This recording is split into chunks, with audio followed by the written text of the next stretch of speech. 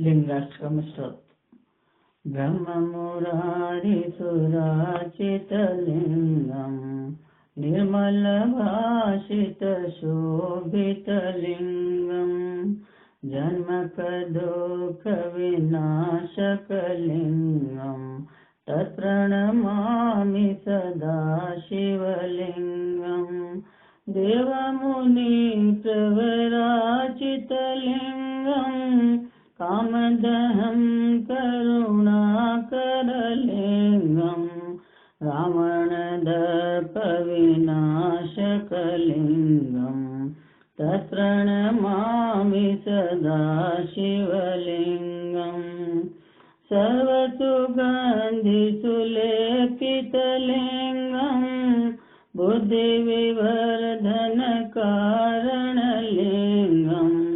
सिद्धसुरासुरवन्दितलिङ्गं तत्प्रणमामि सदा शिवलिङ्गं कनकमहामणिभूषितलिङ्गं फणिपतिवेष्टितशोभितलिङ्गं दक्षसुयज्ञविनाशकलिङ्गं तत्प्रणमामि सदा शिवलिङ्गं कुङ्कुमचन्दनलेपितलिङ्गं पङ्कजहारसुशोभितलिङ्गं सञ्चितपापविनाशकलिङ्गं तत्प्रणमामि सदा शिवलिङ्गं देवगणाचितसेवितलिङ्गं भावैर्भक्तिभिरेव च लिङ्गं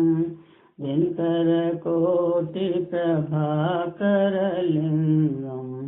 तत्प्रणमामि सदा शिवलिङ्गं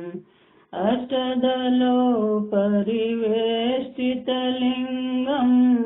सर्वसमुद्भवकारणलिङ्गं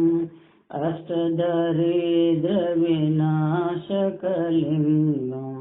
तत्प्रणमामि सदा शिवलिङ्गं सुरगुरुसुरवरपूजितलिङ्गं सुर्वनपुष्पसदाचितलिङ्गं परात्परं परमात्मकलिङ्गं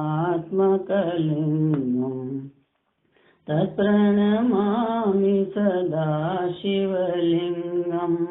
तत्प्रणमामि सदा शिवलिङ्गं।